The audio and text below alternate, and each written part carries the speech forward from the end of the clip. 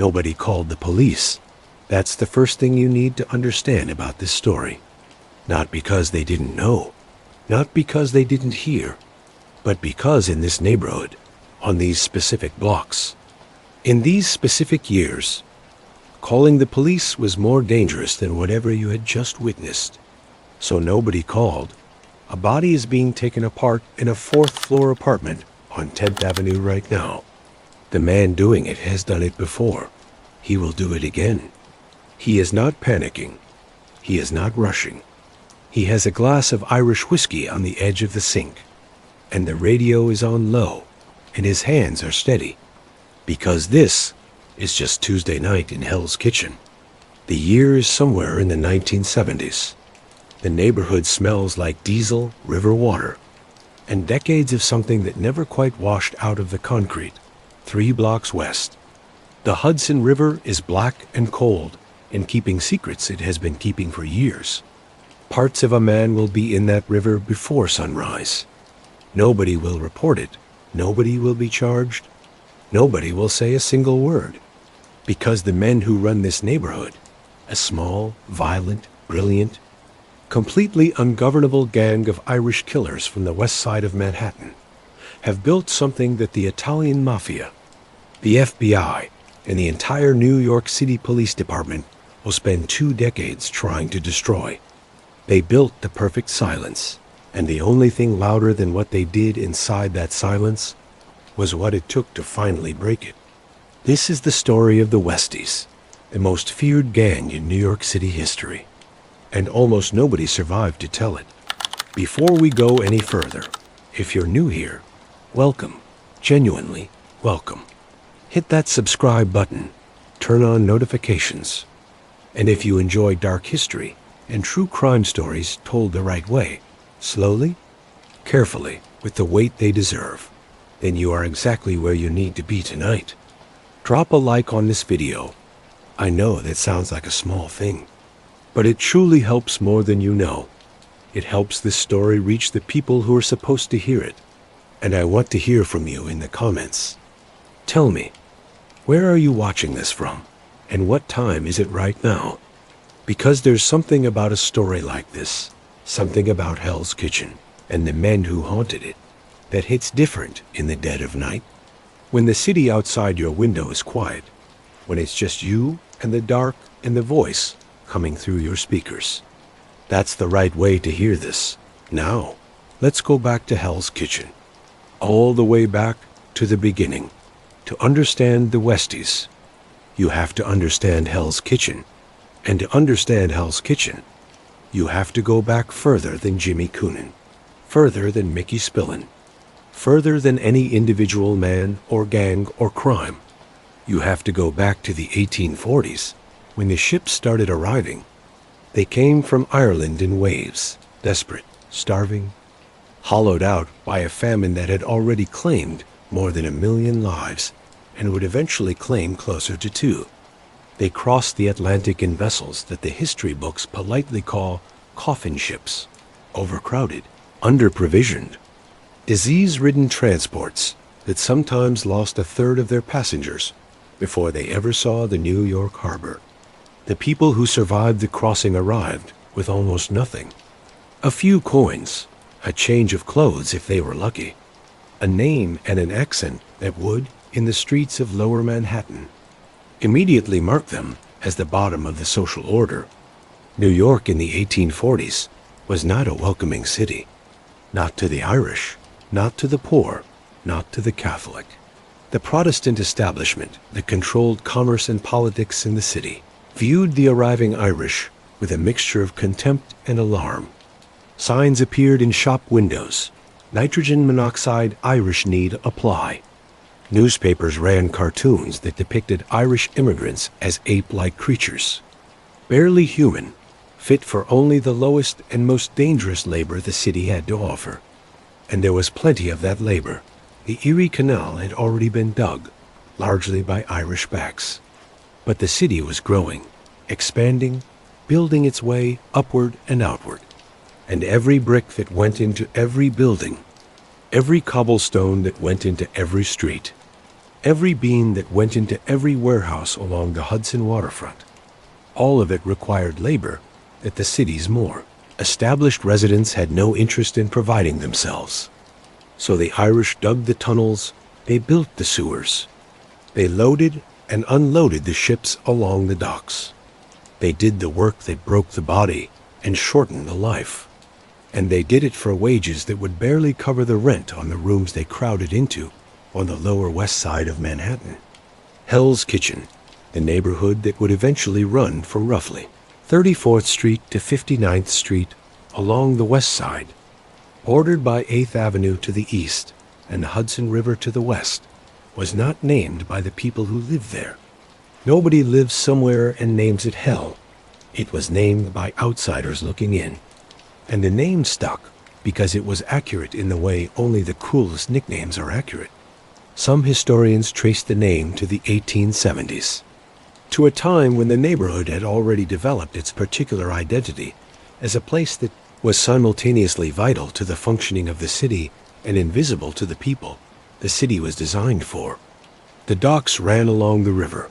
The rail yards spread across the neighborhood's northern reaches. The slaughterhouses operated on the southern end. The tenements packed working-class families into apartments, so small and so dark that multiple generations of a family might share a single room with a ceiling low enough to brush with your hand. Into those tenements went the Irish, and then more Irish, and then more still, wave after wave through the latter half of the 19th century, packed into a neighborhood that was always at capacity, always underfunded, always overlooked by the city's institutions, except when those institutions needed something: labor, votes, cannon fodder for the Civil War, bodies to fill the slaughterhouses. It is not surprising that crime emerged here. What is surprising, perhaps, is how organized that crime became, how quickly, and how deeply it embedded itself into the fabric of the neighborhood, until it wasn't something separate from the community, but rather something woven into it, inseparable from it, as structural as the tenement walls themselves. The earliest Irish gangs on the West Side operated in the years following the Civil War. They were rough, improvised things by the standards of what would come later.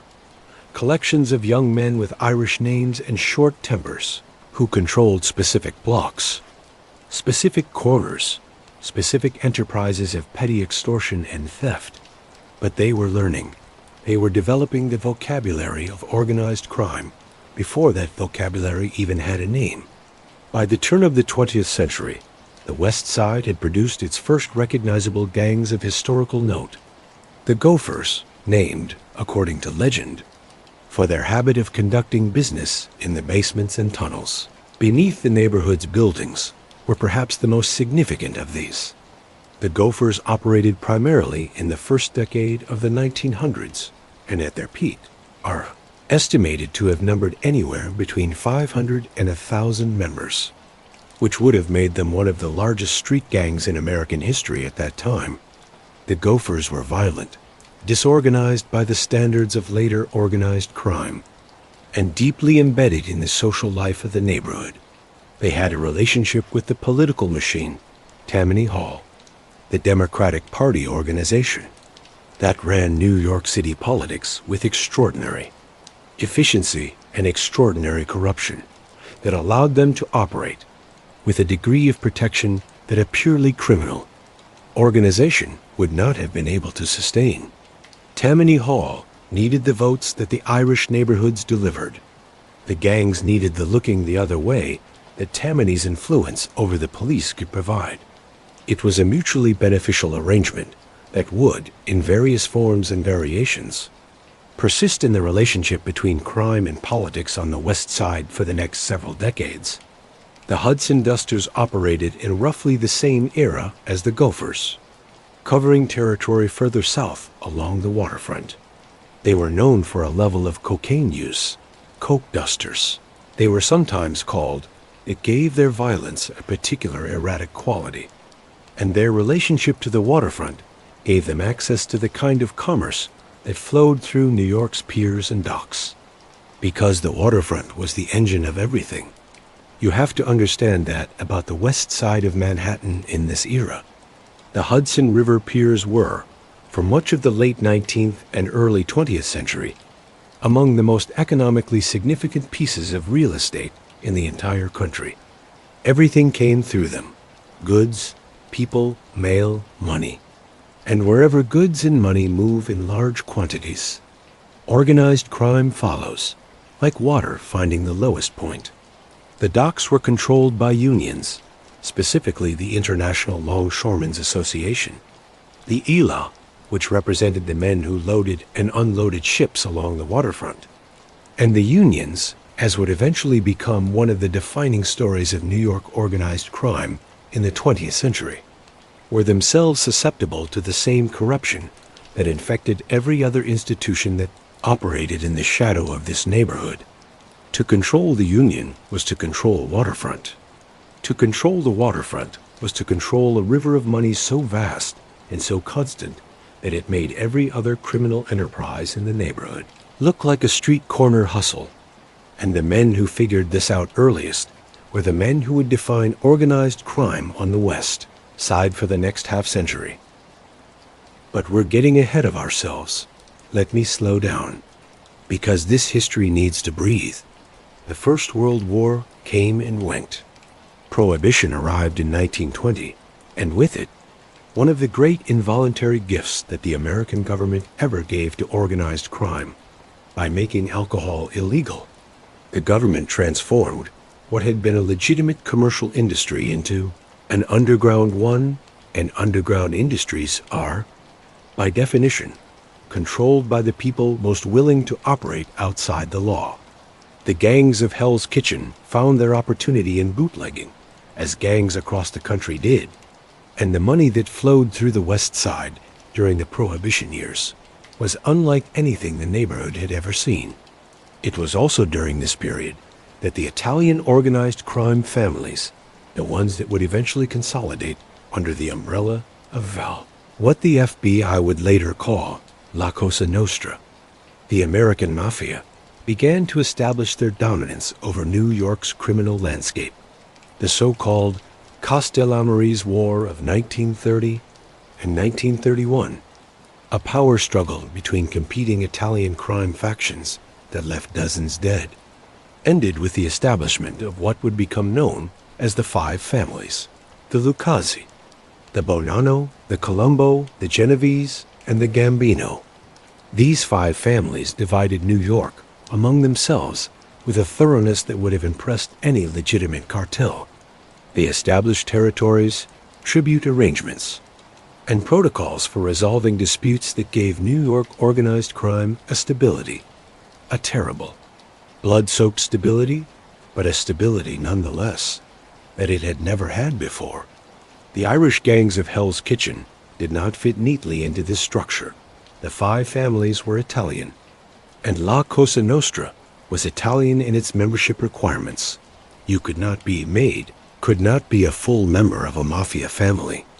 Without Italian blood, the Irish were tolerated on the margins, used when useful, but never incorporated, never fully brought inside. They existed in the spaces the Italian families didn't fully occupy, doing the work the families needed done, but didn't want to do themselves, or operating in the corners of the city where the family's attention didn't quite reach. The West Side waterfront was one of those corners. Not because the Italian families didn't want it, they did, but because Hell's Kitchen was so Irish, so deeply, culturally, generationally Irish, that any attempt at direct Italian control would have met with the kind of resistance that even the most powerful crime family would have preferred to avoid. The Irish on the West Side had a stubbornness about them, a territorial ferocity rooted in a century of being pushed around and surviving anyway, that made them more trouble than they were worth to control directly. So for several decades, an uneasy accommodation existed. The Italian families took their percentages where they could. The Irish operated their own enterprises, the loan sharking, the numbers, the control of certain labor unions, and paid tribute when required, it wasn't peaceful, exactly. But it was functional, and underneath all of it, the neighborhood continued to exist in its own particular way.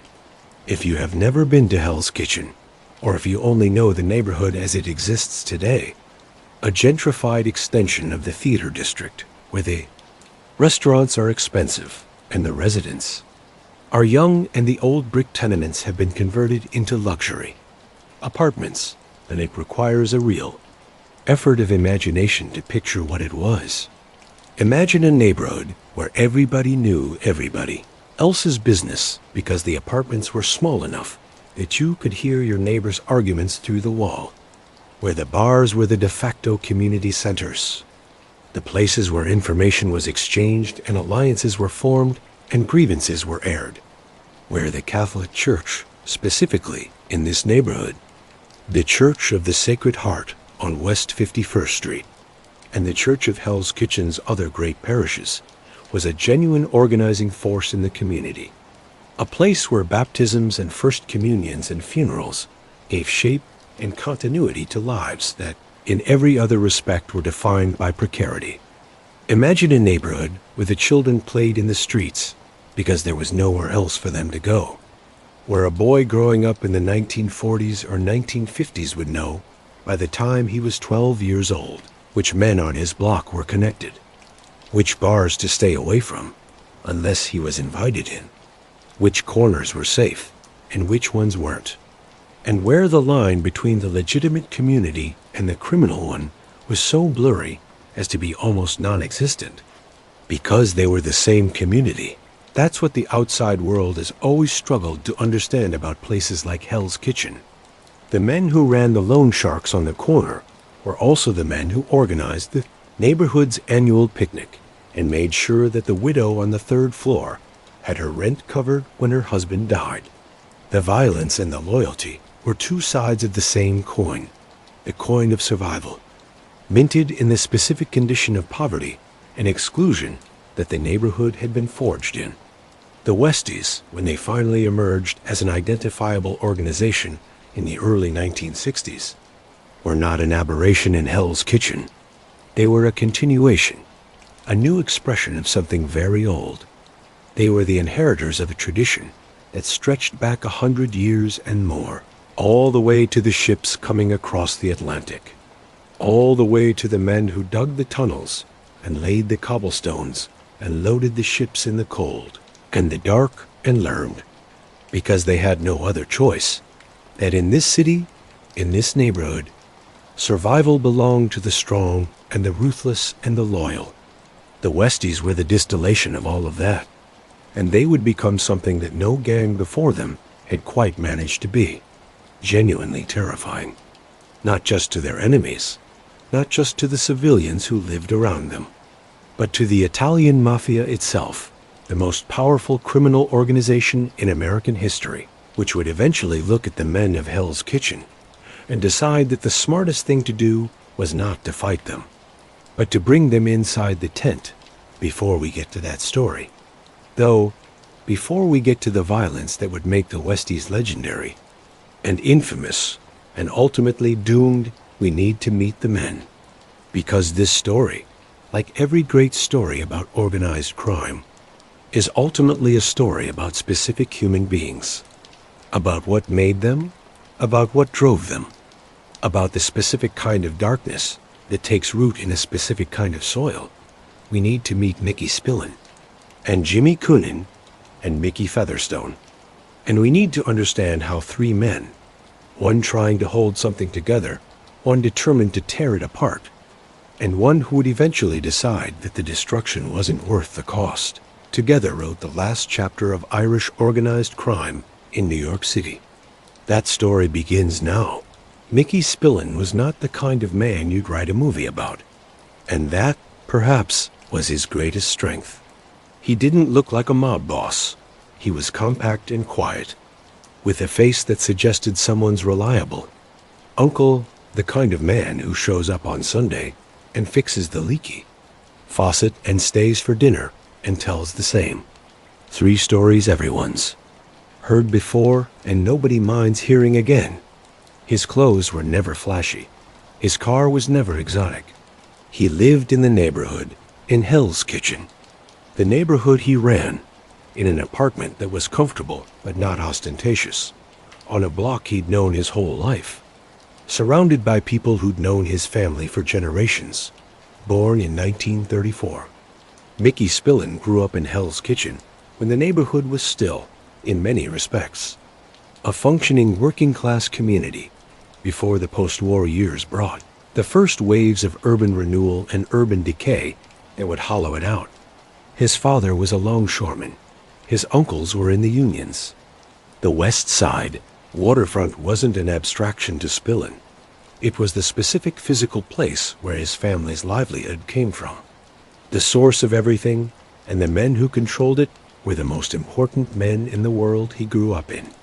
Spillane came up through the criminal hierarchy in the way that ambitious young men came up in Hell's Kitchen, through the bars, through the numbers rackets, through demonstrated willingness to handle situations that required a certain kind of resolution. He was tough in the way that the West Side produced tough men. Efficiently, practically, without theater, he didn't fight for the pleasure of it. He handled what needed to be handled and went home. By the early 1960s, Mickey Spillane had become the dominant Irish crime figure on the West Side. His territory was Hell's Kitchen, roughly 34th to 59th Streets on the West Side, and his enterprises were the traditional ones: loan sharking, numbers running, labor rackets connected to the Longshoremen's Union, protection arrangements with businesses in the neighborhood. The Irish had always been strong in the construction unions and the trucking unions as well, and Spillane had his fingers in enough of those arrangements to ensure a steady and diversified income stream. What distinguished Spillane from the men who had come after him was restraint. He understood something that his successor would never quite grasp, that a neighborhood is an ecosystem, and an ecosystem functions best when it's not constantly being disrupted. Spillane didn't kill people he didn't need to kill. He didn't shake down businesses to the point of destroying them.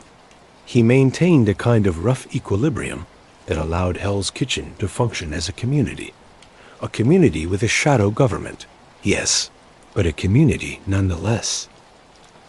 The people of Hell's Kitchen, for the most part, accepted Spillane's authority the way any community accepts any authority that is consistent and that doesn't make excessive demands.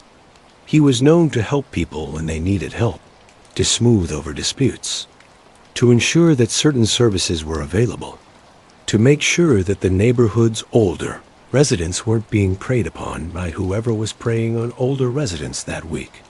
He was, in the most specific sense of the word, a godfather, not in the Hollywood sense, but in the original sense, the communal sense, the sense that implies a responsibility to the people who acknowledge your authority. His relationship with the Italian Mafia was complicated but workable. Spillane operated in a city that was, at its criminal foundation, a mafia city. The 5 families controlled the major criminal enterprises, and any independent operator who wanted to function in New York had to have some kind of relationship with them. Spillane's relationship was one of mutual recognition.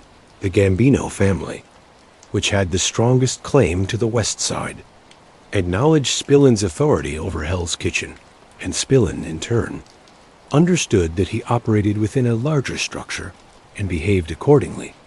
This was, for many years, sufficient, but the world was changing around Mickey Spillane, and he was not entirely changing with it. The 1960s brought new pressures to Hell's Kitchen. Urban renewal projects displaced long-term residents. Puerto Rican families began moving into the neighborhood's southern sections, which created new tensions and new dynamics. The waterfront was transforming as containerization slowly eliminated the need for the large dock worker labor forces that had sustained the neighborhood's economy for a century. The old arrangements, the union rackets, the waterfront money were becoming less reliable, less lucrative, and there was something else. There was a generation of young men coming up on the West Side who had not grown up with Spillane's restraint, who had not internalized his particular philosophy of violence as a tool to be used sparingly and precisely. These were men who had grown up in the 1960s, many of them veterans of Vietnam. Men who had seen extremes that Spillane's world had not prepared them for, and that, when they came home, they found they could not simply put aside.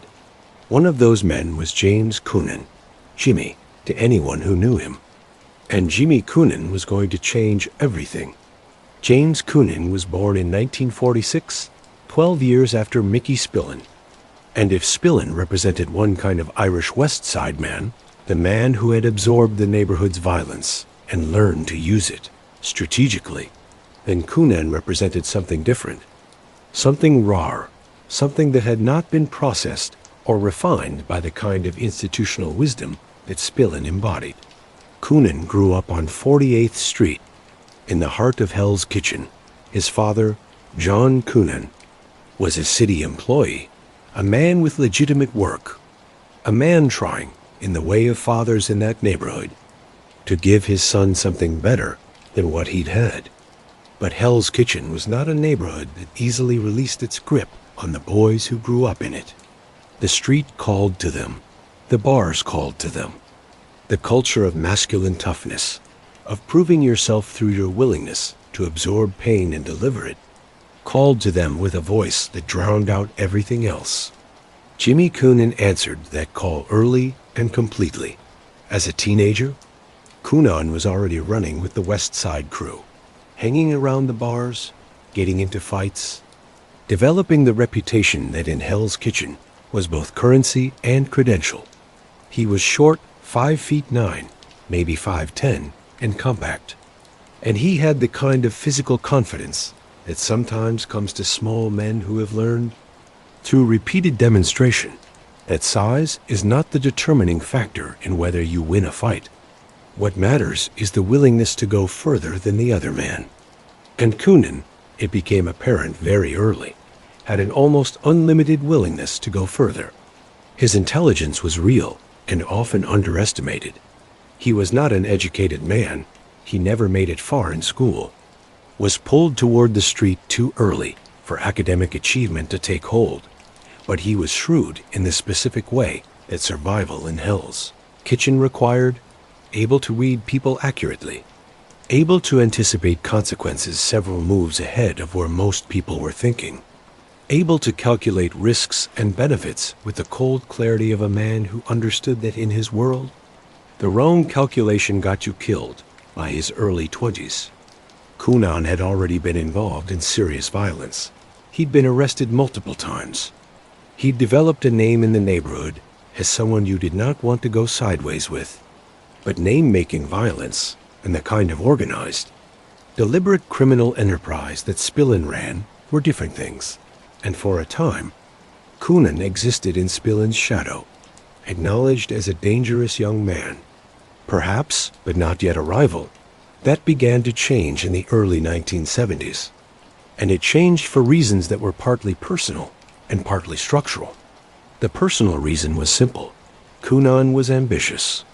He looked at Spillane and saw a man who was, in his estimation, leaving money on the table. Spillane's restraint, his reluctance to press every advantage, his tendency to resolve disputes through negotiation when he could. Coonan read all of this as weakness. In the zero-sum world that Coonan inhabited, weakness was both a moral failing and a practical vulnerability. If you weren't taking everything you could take, someone else would take it, and eventually, someone else would take you. The structural reason was that the neighborhood itself was fragmenting. The old loyalty structures that had sustained Spillane's authority were eroding. The men who'd grown up revering Spillane as the unquestioned boss of the West Side were getting older. The young men coming up, Coonan's contemporaries, and the men slightly younger, had no particular attachment to those old loyalties. They were looking for whoever could offer them the most money, the most protection, the most status. And Coonan was positioning himself, very deliberately, as that man. He began building his own crew in the early 1970s. The men he gathered around him were, in many cases, as volatile and violent as he was, young. West Siders with criminal records and appetites, and the particular swagger of men who have been told their whole lives that they are at the bottom of the social order and have responded to that information with a ferocious, sometimes self-destructive determination to prove that they are, in fact, at the top of the only order that matters. One of the first and most important of these men was Eddie Comiskey. Eddie Comiskey was, by every account of everyone who knew him, genuinely frightening. This is worth pausing on, because in a world populated by men whose livelihoods depended on being frightening, men who had cultivated and refined their menace the way other men cultivate expertise, Comiskey stood out. He had the capacity for violence that seemed, to those around him, almost biological, as if it weren't something he had learned or chosen, but something he simply was, as fundamental as his blood type. Comiskey had grown up in Hell's Kitchen, and like Coonan, he had internalized the neighborhood's culture of masculine violence at an early age. What distinguished him from other violent men in the neighborhood was a quality that people who knew him struggled to describe precisely: a sort of flatness, an absence of the emotional fluctuation that even other violent men exhibited. He could be sitting quietly in a bar one moment, apparently relaxed, apparently disengaged, and be committing extreme violence the next moment, and afterward return to the same quiet state, as if what had happened between those two moments was simply a task that had been completed, like taking out the trash. Coonan recognized in Comiskey something he needed: a man who could project violence without having to constantly perform it. The performance of violence, the posturing, the threatening, the escalating warnings is expensive and unreliable. The actuality of violence, delivered quickly and without emotional complication, is far more effective as a tool of control. Comiskey could provide the actuality. There were other men in the early Coonan crew as well. Tommy Collins, Billy Boken, a man named Bobby Huggard. Men whose names don't appear in the history books nearly as often as Coonan's and Featherstone's, but who were present in the early years, who committed the early violence, who helped establish the crew's reputation as something that no one in Hell's Kitchen wanted to be on the wrong side of. But there was one more man we need to introduce before we go any further. One more man whose story is so central to everything that follows that the story cannot be told without him. His name was Francis Featherstone. Mickey Featherstone, to everyone who knew him. And Mickey Featherstone was unlike anyone else in this story.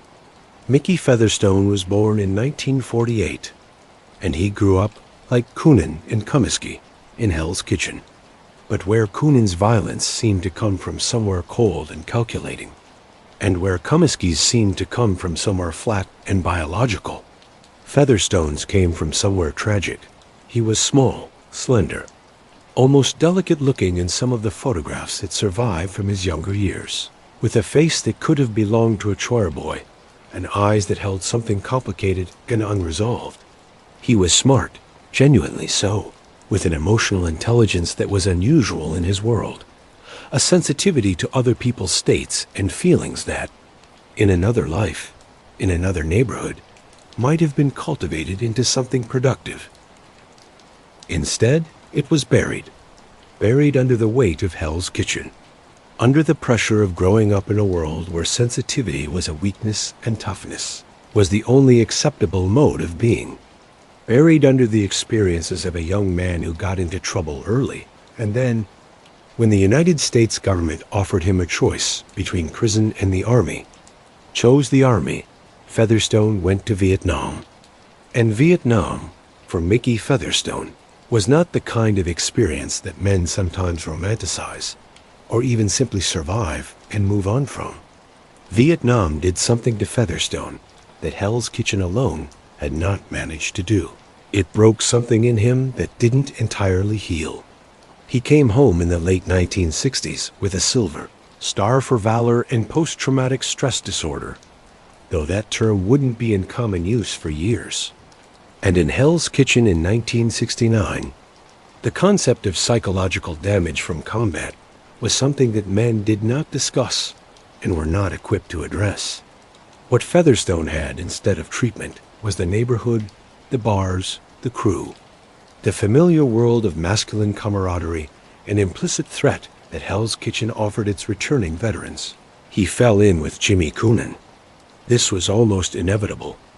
Coonan was the rising force in the neighborhood, and Featherstone, coming home from Vietnam with his combat experience and his reputation and his manifest willingness to harm people when required, was exactly the kind of man Coonan wanted.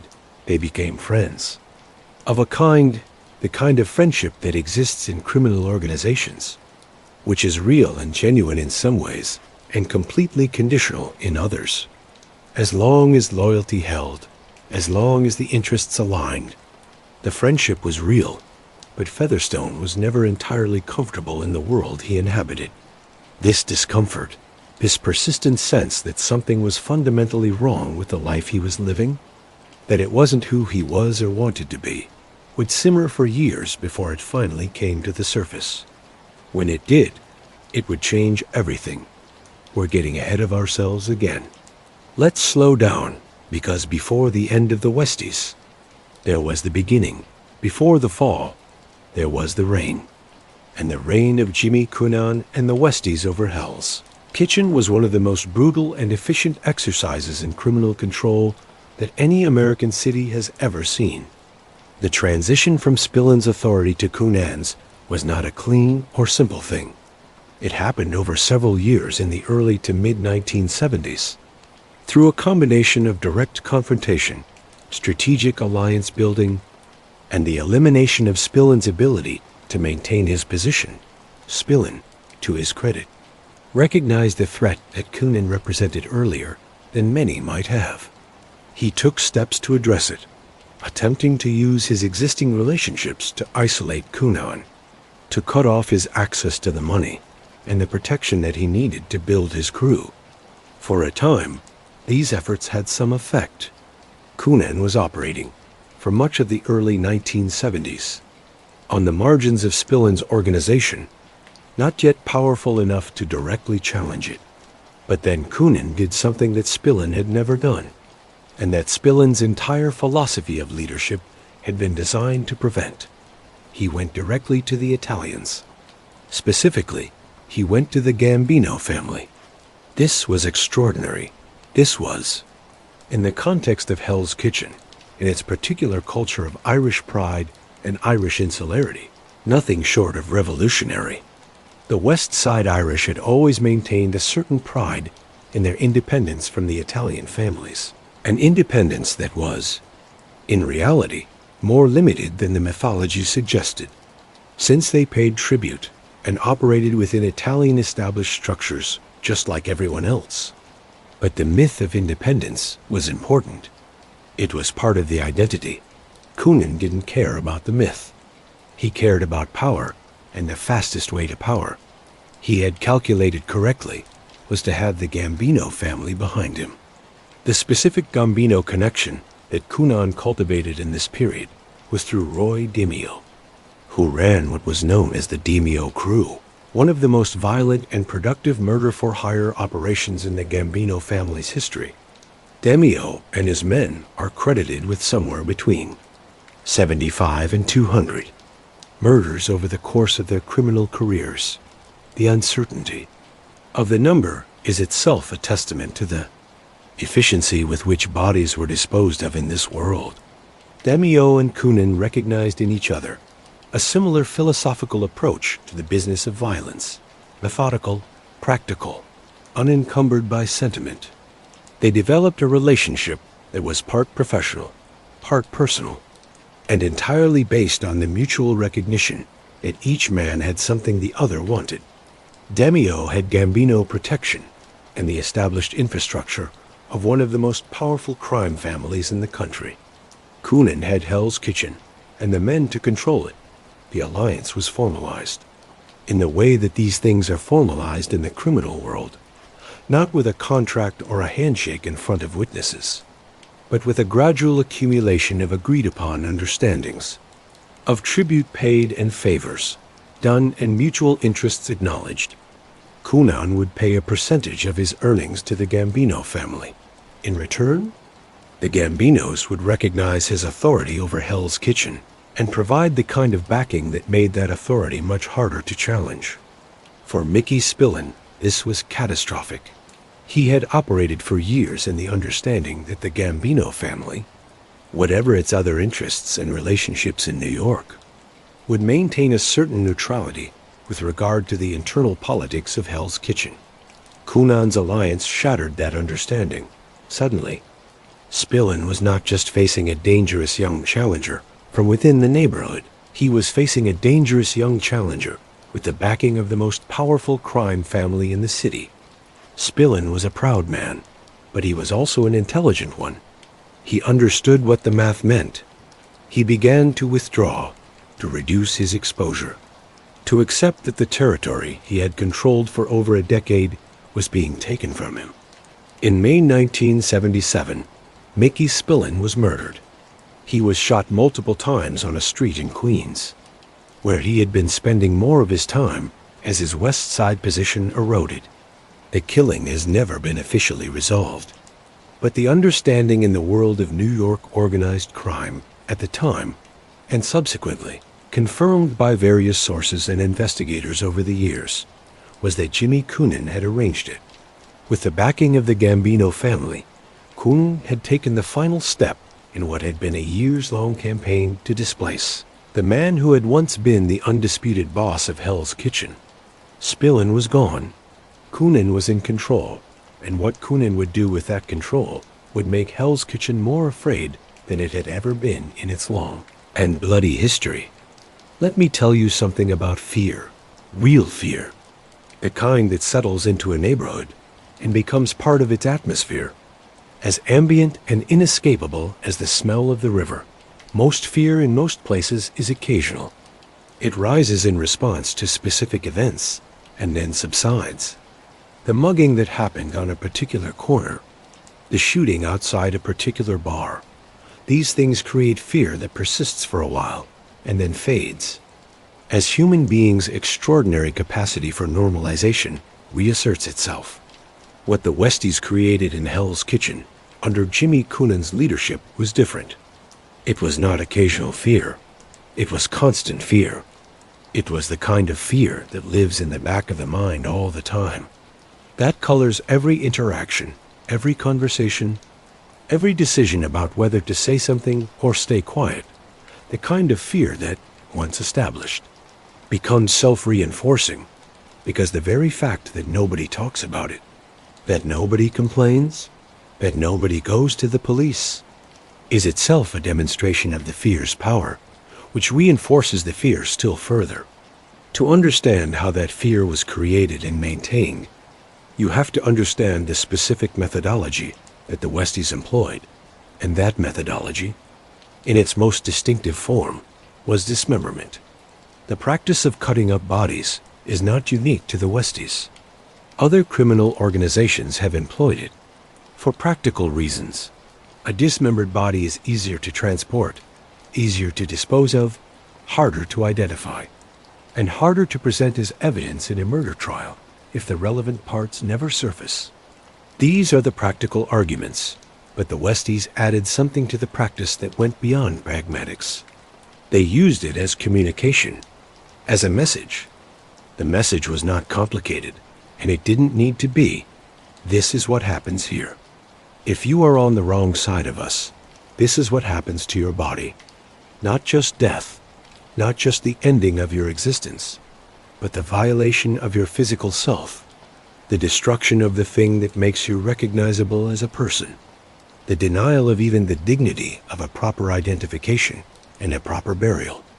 In a neighborhood where the Catholic Church and its rituals structured the deepest parts of people's emotional lives, where the funeral mass and the proper burial of the dead were among the most sacred events in the community calendar, the message that your body would not be available for any of that, that you would be dissolved or scattered or buried in pieces, in places nobody would ever find, carried a weight that went beyond physical fear into something spiritual. It worked, God. It worked. The Westies' grip on Hell's Kitchen under Coonan was maintained not primarily through constant violence. Constant violence is actually inefficient as a control mechanism because it attracts attention and depletes resources, but through the absolute credibility of the threat. Everyone in the neighborhood knew what the Westies did to people who crossed them. They'd heard the stories, seen the faces of people who'd had encounters and survived them, watched the way certain men walked through the neighborhood with an authority that needed no explicit enforcement because the enforcement had already been demonstrated. Memorably and completely, the specific cases that documented the Westies' methods read, even decades later, with a quality of horror that is not dulled by time. The Ruby Stein case is perhaps the most emblematic. Ruby Stein was a loan shark, not a small-time neighborhood operator, but a genuine mid-level figure in the New York criminal underworld. A man who operated across multiple neighborhoods and families, and who had accumulated, over years of the business, the kind of accumulated relationships and accumulated enemies that comes with that kind of career. Stein had lent money to members of the Westies, a lot of money by some accounts, hundreds of thousands of dollars in unpaid debts. This put him in an extraordinarily precarious position, because the men who owed him money were precisely the men who had the willingness and the capability to resolve the debt by eliminating the debt collector rather than the debt. In 1977, the same year that Mickey Spillane was murdered, which tells you something about the pace at which Coonan was reshaping the landscape, Ruby Stein disappeared. What happened to him was reconstructed later through the investigations and testimonies that eventually brought the Westies down. Stein had been lured to an apartment in Hell's Kitchen, where members of the Coonan crew were waiting for him. He was killed there. And then the work began, the work of making him disappear, of reducing a human being to components that could be wrapped and transported and disposed of across the city. Parts of Ruby Stein's body were found in the Hudson River. Other parts surfaced in various locations around the city over the following weeks. Some parts were never found. The investigation that followed was hampered from the beginning by the wall of silence that the Westies maintained in Hell's Kitchen. Nobody talked. Nobody came forward with information. Nobody had seen anything, heard anything, knew anything. The detectives working the case ran into the same wall that investigators working any Westies case encountered. A neighborhood that had decided, collectively and with complete clarity, that whatever it knew about whatever had happened, it was not going to share with the police. This was not simply fear, though fear was the foundation of it. It was also something more complicated, a cultural disposition, rooted in the Irish immigrant experience of the 19th century, toward a deep, structural distrust of law enforcement. The police, in the historical memory of Hell's Kitchen, were not protectors. They were another form of authority to be navigated and, when possible, avoided. The idea of going to the police with information about criminal activity in the neighborhood was not, in the moral framework of most people who live there, obviously correct. It was, in fact, obviously dangerous, and not just physically dangerous, but socially dangerous, threatening the relationships and the community bonds that were the fabric of life in the neighborhood. The Westies understood this and exploited it with complete efficiency. The business operations of the Westies under Coonan were both traditional and expansive. Loan sharking remained the core, the practice of lending money at interest rates that legal lenders could never charge to people who had no access to legal credit, and then collecting those loans through whatever means proved necessary.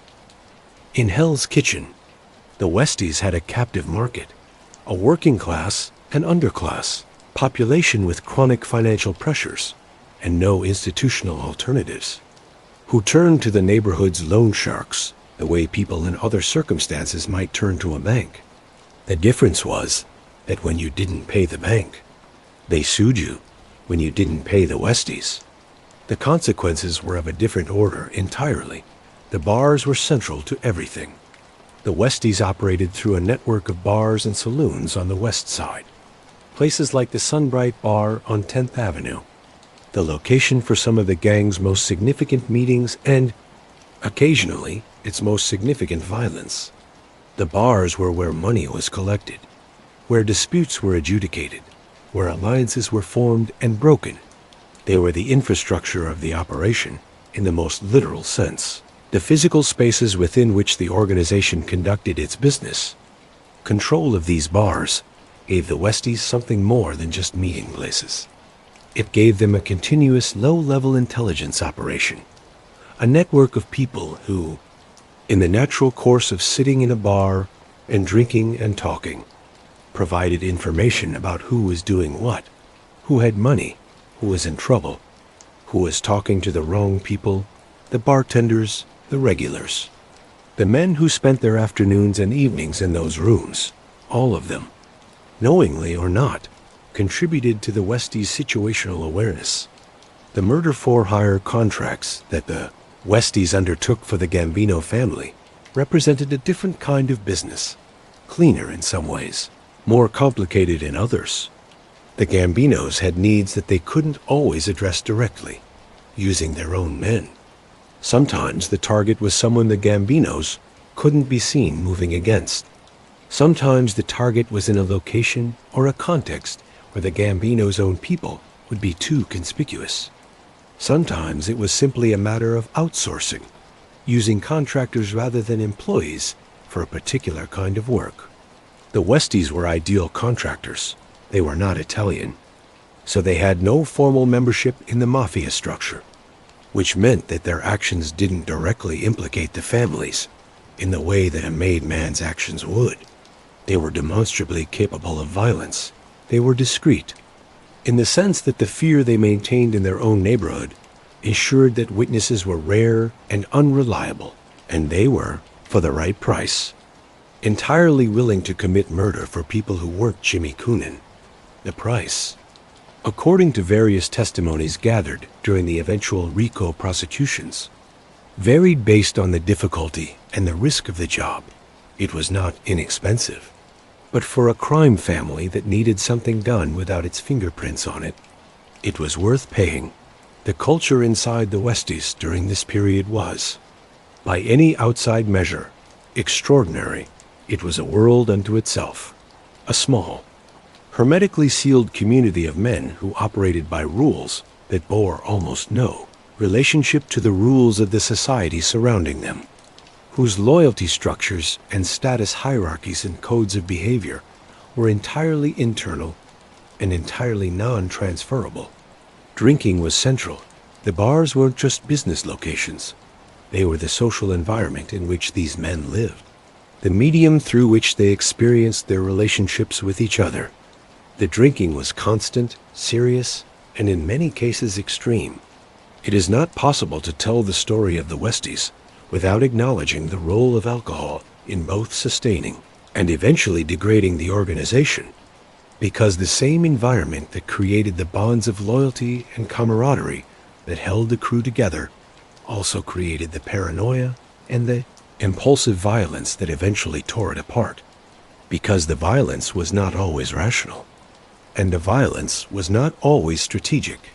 Sometimes, increasingly, as the years went on, the violence was the result of men who were drinking too much and sleeping too little, and operating under the constant pressure of being involved in a criminal enterprise that was, by its nature, perpetually at risk of exposure. Sometimes the violence was the result of misunderstandings that escalated because the people involved were men whose first response to challenge was physical. Sometimes the violence was the result of something even simpler, of men who had been shaped by their environment to believe that violence was always a legitimate response to whatever was bothering them.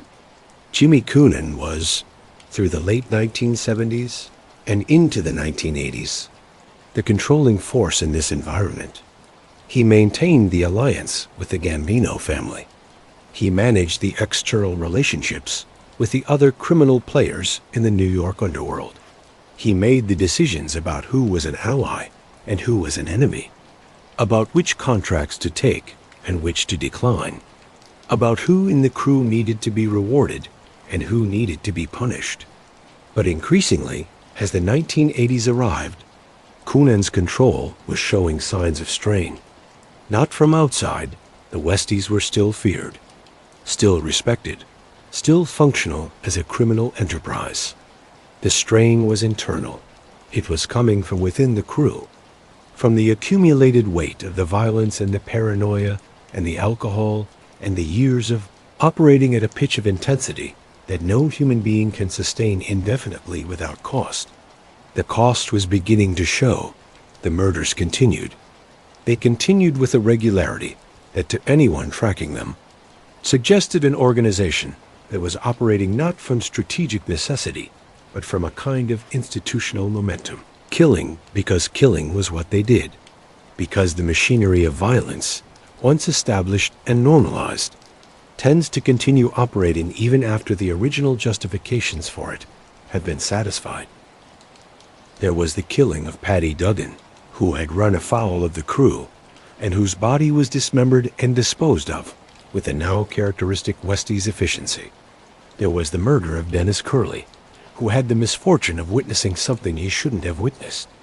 There were the murders connected to the loan sharking operations, the murders connected to territorial disputes, the murders that were, in the coldest assessment, simply executions of people who had become problems. Each murder added another layer to the mythology and the fear. Each murder that went unsolved, each case that was opened by the NYPD and went nowhere because no witnesses came forward and no evidence surfaced, reinforced the Westies' aura of untouchability. But each murder also added to the record, added to the file, added to the accumulated evidence that investigators were, slowly and carefully, and without the neighborhood's knowledge, beginning to build. The FBI had been watching organized crime in New York for decades. The 1970s had seen the development and refinement of the RICO statutes, the Racketeer, Influenced and Corrupt Organizations Act, passed in 1970 specifically to address the structural problem that traditional criminal prosecution couldn't solve, which was the insulation of criminal leaders from individual crimes they ordered but didn't commit themselves.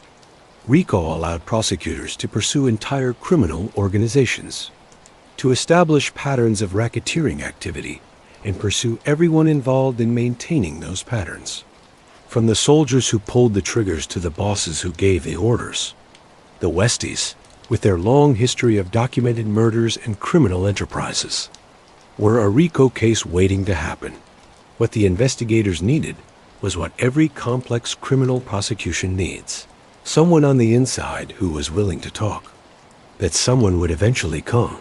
But before we get to the cracks in the empire, we need to spend more time in the darkness, because the alliance between Jimmy Coonan and the Gambino family, the deal that made the Westies more powerful than they'd ever been, and also, ultimately, more vulnerable than they knew, deserves its own accounting. The relationship between Jimmy Coonan and the Gambino crime family is one of the more remarkable arrangements in the history of American organized crime. Remarkable not because such arrangements were unusual in principle, since crime families frequently used non-Italian associates and contractors, but because of what it represented about the specific nature of Hell's Kitchen and the specific nature of the men who ran it. The Gambino family, at the time of Coonan's alliance, was the most powerful of the 5 families. Under Carlo Gambino, who died in 1976, the family had achieved a dominance in New York organized crime that no single family had held since the early days of the Mafia's organization in America. Carlo's successor, Paul Castellano, known as Big Paul, a heavyset man of imperial bearing, who ran his operations with an eye toward business efficiency and a preference for minimizing violence that made him, in some ways, more Mickey Spillane than Jimmy Coonan in his basic, philosophical approach, inherited an organization that was as close to a corporate structure as the Mafia ever achieved. Castellano was not particularly enthusiastic about the Westies. He understood their utility as a source of tribute, as a source of murder-for-hire services, as a buffer on the West Side that freed Gambino resources for other enterprises. But he was uncomfortable with their wildness, their drinking, their lack of the discipline that Castellano valued in the men who worked within his organization. The Westies were useful but unruly, and Castellano's relationship with Coonan was always shadowed by a wariness about how far he could trust men who seemed to operate without the internal controls that made a criminal organization reliable. But useful was useful in the specific utility that the Westies provided.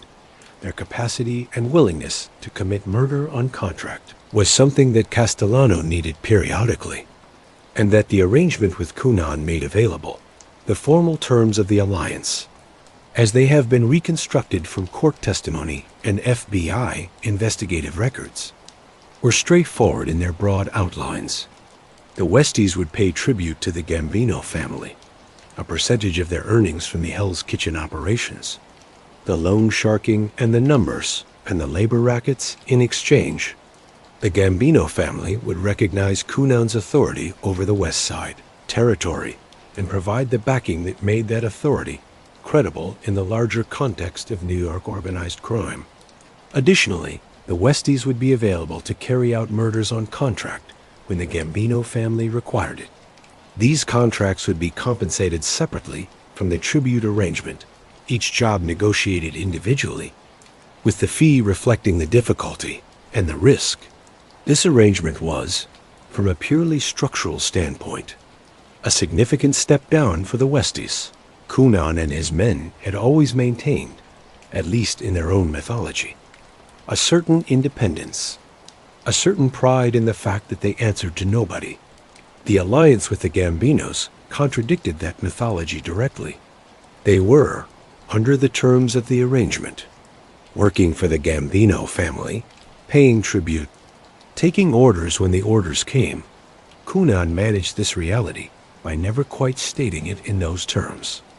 The alliance was always framed, within the crew, as a relationship of mutual benefit between equals, a business arrangement between sovereign parties, not a subordination.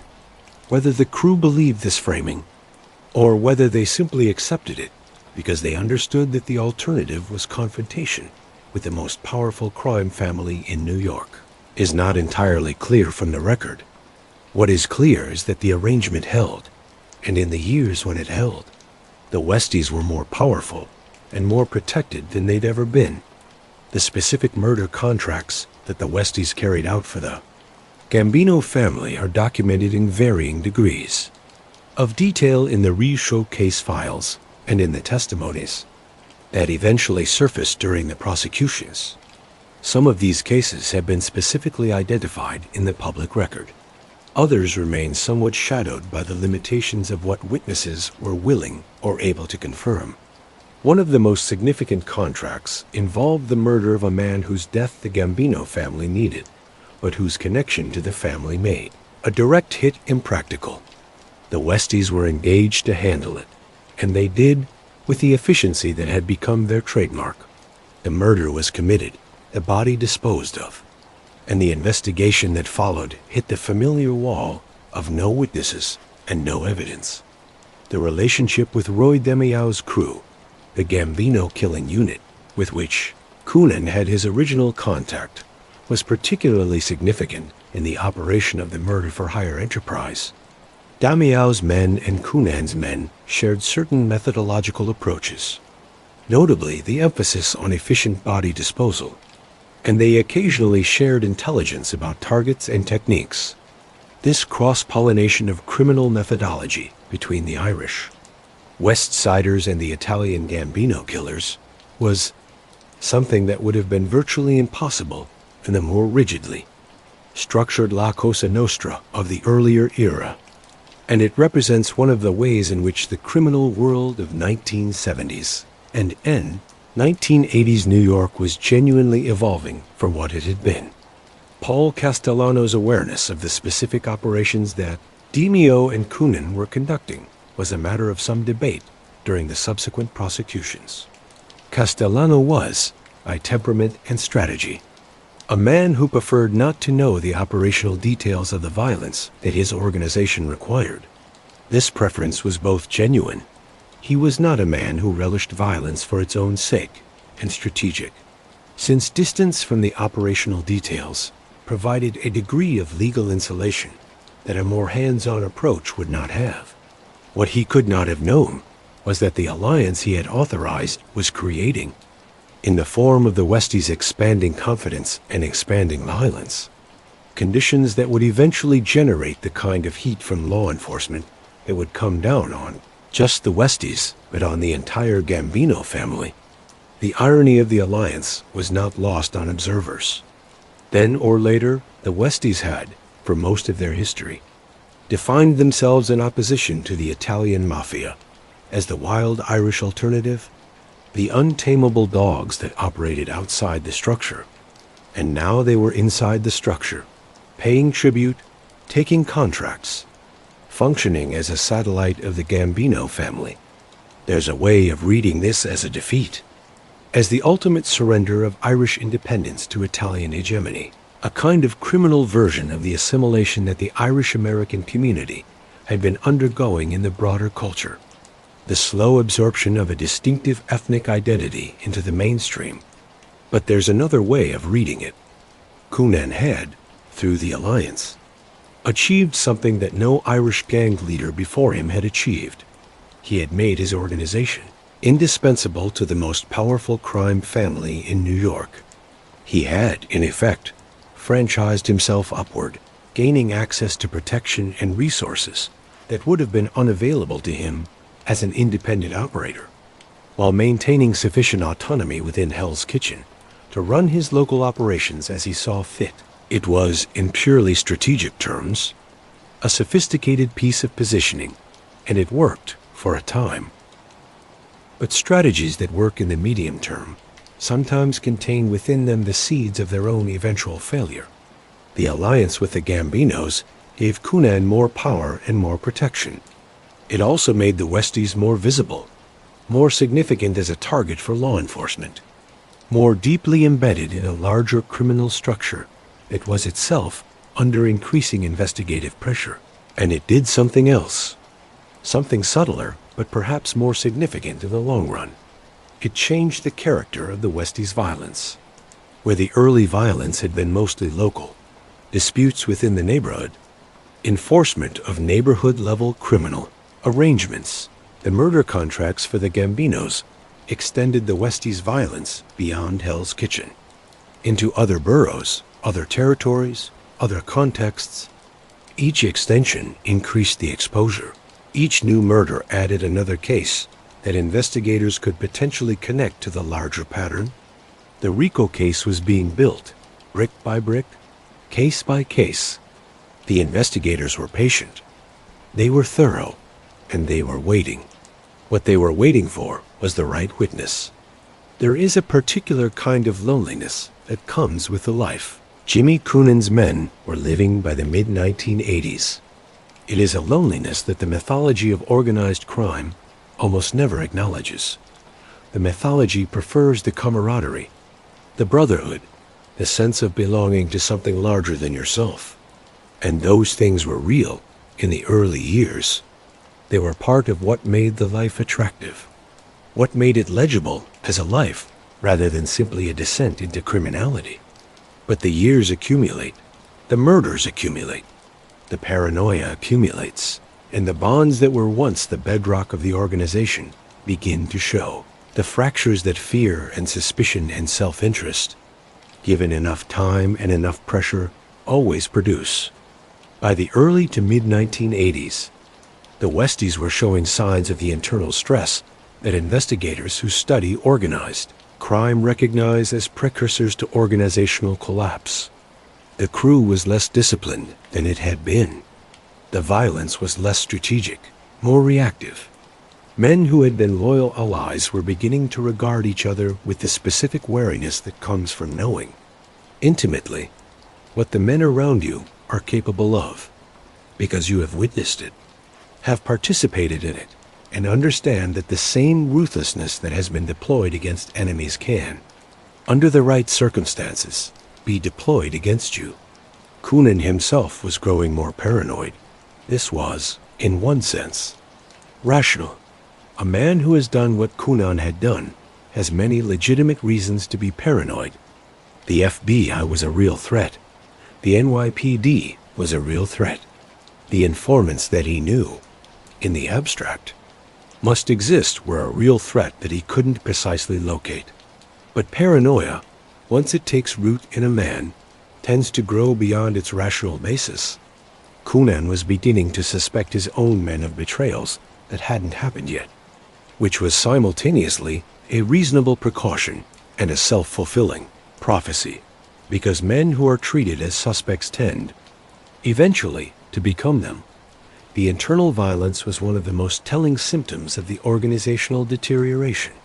Coonan had always been willing to turn on members of the crew when he believed they posed a threat. This had been one of the things that made him so effective and so feared. But the threshold for that kind of decision was lowering.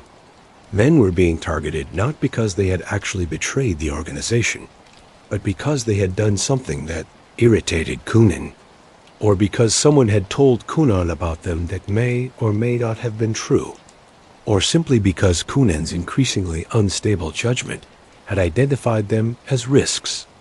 This was producing exactly the effect that an observant organizational analyst would have predicted. Men who might otherwise have remained loyal were beginning to calculate their own survival odds and finding that loyalty had a diminishing return. Billy Boken is a name that appears in the Westies story without the same starring role as Coonan or Featherstone, but his trajectory is instructive. Boken was one of the crew's more violent members, a man who had participated in multiple murders and who was, by the early 1980s, deeply embedded in the organization.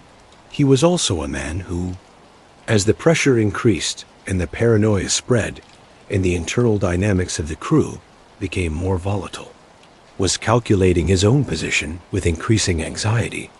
Boken's eventual cooperation with investigators, his decision to provide information that would contribute to the RICO case, was not the result of a sudden moral awakening.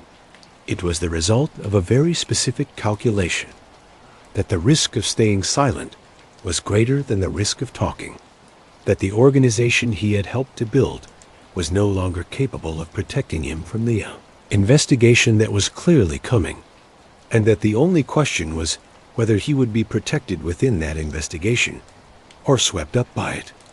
This calculation, this specific arithmetic of self-interest over loyalty, is what ultimately unravels most criminal organizations. Not the moral conscience of its members, though that occasionally plays a role. Not the effectiveness of law enforcement pressure alone, though that is the necessary precondition. It is the moment when enough members of the organization independently arrive at the conclusion that loyalty is no longer their best option. The FBI was working to accelerate that moment. The investigation into the Westies had been building for years, with multiple agencies contributing pieces of the picture: the FBI, the NYPD's Organized Crime Unit, the Manhattan District Attorney's Office. The picture that was assembling was extraordinarily detailed. Murders, names, methods, relationships, financial flows, the alliance with the Gambino family, the specific contracts that had been carried out. What the investigators needed to convert all of that accumulated intelligence into a prosecutable RICO case was testimony. They needed someone who had been inside the organization, who could speak to specific acts and specific agreements and specific chains of command, who could stand in front of a jury and make the abstract pattern of racketeering concrete and human. They needed Mickey Featherstone. Mickey Featherstone's path to becoming the government's most important witness against the Westies is one of the most extraordinary stories in the history of New York organized crime. Extraordinary not because of the decision itself, which is, in retrospect, comprehensible given the circumstances. But because of the journey that led to it, by the early 1980s, Featherstone had been with Jimmy Coonan's crew for over a decade. He had committed serious violence. He would eventually plead guilty to murder as part of his cooperation agreement. Acknowledging his role in a killing that had happened years earlier, he was deeply embedded in the organization, trusted by Coonan in the way that men who have demonstrated their loyalty through repeated acts of violence are trusted. But Featherstone was not at peace with what he had become. This is perhaps the most important thing to understand about him, and it is something that distinguished him from most of the other men in the crew. He had never fully suppressed the part of himself that knew the life was wrong, the part that the Vietnam veteran in him, the man who had been awarded a Silver Star for protecting his fellow soldiers, still connected to some notion of value beyond the one that Hell's Kitchen had taught him. He had a wife, Sissy, who was herself a complicated and significant figure in his story, a woman who had grown up adjacent to the same world Featherstone had grown up in, who understood the culture and the codes and the dangers, and who also could see, with the clarity that sometimes comes from loving someone clearly, that her husband was heading toward a reckoning that he wouldn't survive if things continued as they were. The specific crisis that began the unraveling of Featherstone's loyalty to the Coonan crew came in the mid-1980s, and it came in a form that, in the context of everything else in this story, seems almost absurd in its simplicity. Featherstone was framed in 1985. Featherstone was charged with the murder of a man named Michael Hawley. The charge was based on eyewitness testimony that Featherstone believed, and eventually proved, had been manufactured. The witnesses against him had been coached, the evidence had been constructed, and the men who had arranged the frame were. Featherstone became convinced, within his own organization, whether this conviction was entirely accurate in its specifics, whether the frame was as deliberate and as orchestrated as Featherstone believed, is a matter that the historical record doesn't entirely resolve. What is clear is that Featherstone went to prison for a murder he maintained he did not commit, and that the experience of being in prison for something he believed was a setup, arranged by men he had risked his life for and committed crimes for, completed the destruction of whatever loyalty remained. He had time, in prison, to think with the clarity that prison sometimes imposes, the way that the removal of all the normal, distractions and obligations and social pressures of criminal life can leave a man alone with himself and with the question of what his life has been and what he wants it to mean. What Featherstone decided, sitting in a prison cell while appealing his conviction, was that he was done with the Westies, done with Jimmy Coonan, done with the life that had brought him to this cell, done with the code of silence that had kept Hell's Kitchen locked in fear for as long as he could remember. He decided to cooperate with the government. The decision to wear a wire is one of the most consequential decisions a man in Featherstone's position can make, and it is never made lightly. It carries risks that go beyond the obvious physical danger, though that danger is real and significant, since men who are suspected of cooperating with the government in criminal organizations tend to have short life expectancies. It carries the social cost of becoming a marked man in the community you came from, of being labeled with the most damning term in the vocabulary of the criminal world, rat. Featherstone made the decision anyway. He had been represented in his appeal by an attorney named John Greeny, who helped develop the argument that the conviction was based on manufactured evidence.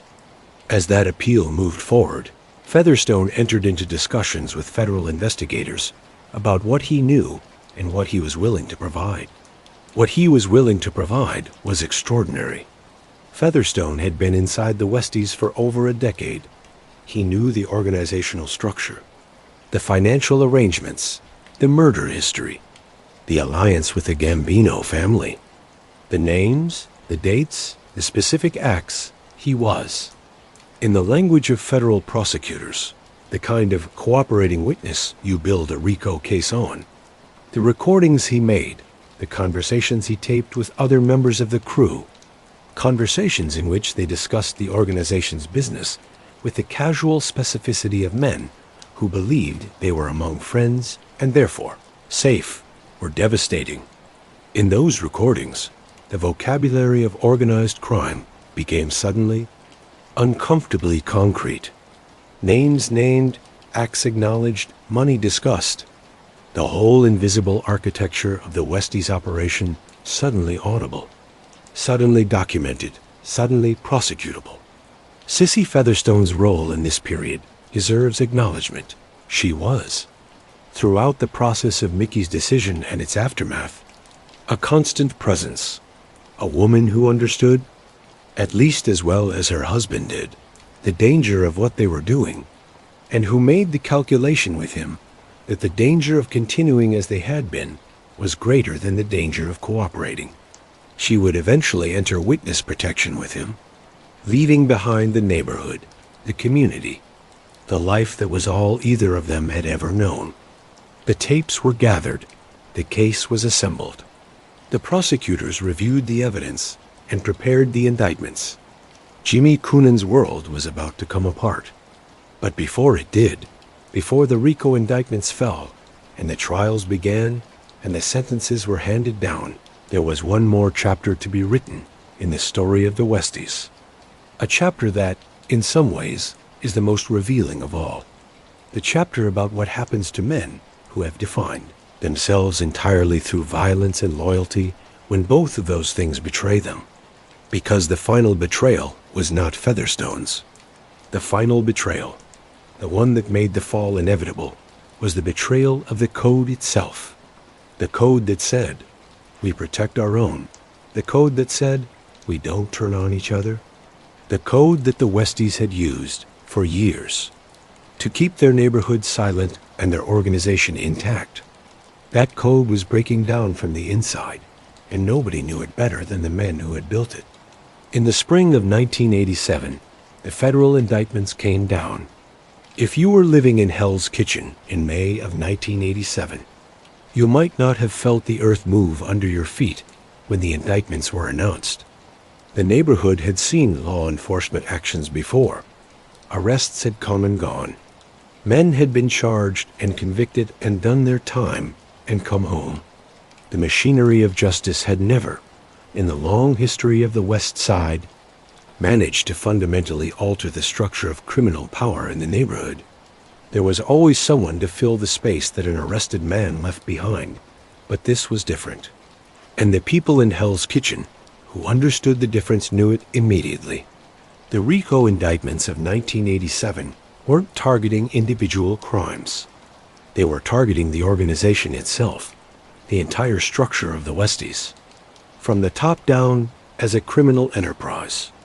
The legal standard was racketeering, a pattern of criminal activity carried out through a structured organization, and the evidence supporting that standard, the testimony of cooperating witnesses, the wiretap recordings, the financial records, the murder investigations that could now be tied together into a coherent narrative of organized criminal activity, was, by every account of the attorneys who reviewed it, overwhelming. The defendants included Jimmy Coonan, the man who had built the Westies into the organization they became. They included a significant number of the crew's core members, the men who had committed the violence, collected the money, maintained the fear. They were charged with murder, conspiracy, loan sharking, labor racketeering, and the assorted other charges that a comprehensive RICO prosecution assembles. Jimmy Coonan, at the time of his arrest, was 40 years old. He had spent his entire adult life building and running a criminal empire in Hell's Kitchen. He had survived Mickey Spillane, survived multiple brushes with law enforcement, survived the internal violence of the organization he led. He had formed an alliance with the most powerful crime family in New York and used it to extend and protect his power. He had, by the measure of the world he inhabited, been extraordinarily successful None of that mattered now. The trials that followed the indictments were sprawling. Complex affairs, the inevitable consequence of prosecuting a RICO case that involved multiple defendants, multiple criminal acts spanning more than a decade, and the testimony of cooperating witnesses whose own criminal histories made them, on one hand, invaluable sources, and on the other, vulnerable to attacks on their credibility. Mickey Featherstone was the government's star witness. He took the stand and did something that nobody in Hell's Kitchen had done in living memory. He talked. He talked about the murders. He talked about the organization's structure. He talked about the alliance with the Gambino family. He talked about specific acts of violence that he had witnessed or participated in, providing the kind of specific, granular, operational detail that prosecutors needed to make their case to a jury. The defense attorneys did what defense attorneys in these cases always do. They attacked his credibility. Featherstone was a confessed murderer, a man who had admitted to crimes in exchange for a reduced sentence. He was a man whose memory, given the years of drinking and violence and psychological stress that his life had involved, could be questioned. He was, in the world from which he came, the worst thing a man could be: a cooperating witness. A rat. None of it was enough. The evidence was too extensive, the corroboration too strong, the pattern of racketeering too clear. Jimmy Coonan was convicted. He was sentenced to 75 years in federal prison, a sentence that, for a man of 40, was effectively a life sentence, and that both the prosecutor and the judge understood to be exactly that. Coonan would not be leaving prison.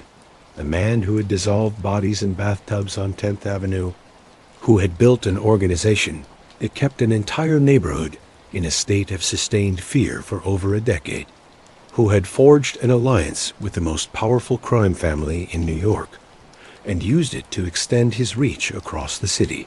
That man was going to die behind bars. Other members of the crew received substantial sentences as well. The organization was, as a functional entity, destroyed. The men who had run Hell's Kitchen for Coonan were either in prison, in witness protection, or dead. The infrastructure of the enterprise, the bars, the loan sharking operations, the labor arrangements, the murder for hire contracts, all of it collapsed in the absence of the men who had maintained it. The neighborhood's reaction to the fall of the Westies was, predictably, complicated. There was relief, genuine, deep, long-suppressed relief among the people who had lived in fear of the organization, the people who had paid their loans on time, because the alternative was unthinkable, the people who had stayed silent about things they'd seen, because the cost of speaking was too high, the people who had raised their children in the shadow of men who had made violence into a business. Those people breathed differently in the months after the convictions. The air in Hell's Kitchen felt, for the first time in years, like it belonged to them. There was also grief, not for the criminals, though in a neighborhood as tightly knit as Hell's Kitchen had been. Some of the men who went to prison had families who mourned them the way families always mourn, regardless of what the imprisoned men had done. The grief was for something larger, something harder to name. It was the grief of a community that was losing itself, because the fall of the Westies wasn't happening in isolation. It was happening simultaneously with the transformation of the neighborhood, a transformation that had been building for years, and that the removal of the criminal organization that had, in its terrible way, kept the neighborhood's character intact. Accelerated dramatically, Hell's Kitchen was becoming something else. The rents were rising. The developers were arriving. The old tenements that had housed Irish working-class families for a century were being purchased, renovated, converted. The bars where the Westies had conducted their business were closing, being replaced by restaurants that wouldn't have looked out of place in the Upper East Side. The Longshoremen's Union, which had been the economic backbone of the neighborhood for a century, was a ghost of itself, decimated by containerization and by the corruption prosecutions that had swept through the labor movement in the same years that RICO was being applied to the gangs. The neighborhood was gentrifying, and the people who had lived there, the Irish families, the working class families, the people whose grandparents and great-grandparents had come off the coffin ships and built a life in these blocks, were being priced out, moving to Queens, moving to Staten Island, moving to New Jersey, moving away from the only place their families had ever been. In America, Hell's Kitchen was becoming Clinton. That was the name the real estate industry preferred. Clinton, a sanitized, historical-sounding name that carried none of the baggage of Hell's Kitchen. That marketed the neighborhood's central location and its pre-war architecture without the inconvenience of its actual history. The transformation was being written over the top of everything that had come before. The luxury apartments that would eventually stand on the blocks where Ruby Stein's body had been dismembered, where the Sunbright Bar had operated, where Mickey Spillane had been murdered. Those apartments would be occupied by young professionals who had never heard of any of these men, who had no idea that the floors they walked across had been, in an earlier life, the stage for one of the most extraordinary and terrible dramas in the history of American organized crime. That is the nature of cities. They continue, they overwrite, they absorb. Mickey Featherstone and Sissy entered the Federal Witness Protection Program and disappeared into the anonymity that it provides. They left Hell's Kitchen, the neighborhood where both of them had been born, where they had grown up, where they had met and married, where they had built and then helped destroy a criminal empire, and they became, in the most literal sense, someone else, new names, new city, new life. The specifics of Featherstone's life in witness protection are, of course, not a matter of public record. That is the point of the program. What is known is that he was eventually able to speak about his experiences to journalists, including T.J. English, whose landmark book the Westies drew heavily on. Featherstone's account, and that his, telling of the story of Hell's Kitchen and the Westies was characterized by a complexity and a self-awareness that the mythology of a whole organized crime rarely allows for. He did not present himself as a hero. He did not present the cooperation as an act of moral courage, exactly, though it was that as well. He presented it as the thing it primarily was, a decision made by a man who had seen what the life produced, who had watched friends and enemies alike consumed by it, and who had decided, at the moment when the decision was still available to him, to choose differently. Jimmy Coonan died in federal prison. The date of his death, in February 2022, came after more than 3 decades of incarceration, more than 3 decades in which the world he had known had been transformed beyond recognition, in which the neighborhood he had controlled had become a different place, in which the organization he had built had been dismantled so completely that its very name had become a historical reference, rather than a living threat. He died as he had lived, far from the neighborhood, surrounded by the consequences of the choices he had made. The man who had wanted, above everything else, to be the most powerful man on the west side of Manhattan ended his life in a federal facility, having achieved a kind of power, and having lost everything that made that power meaningful. Let's slow down now. Let's let the noise of all those years settle into something quieter.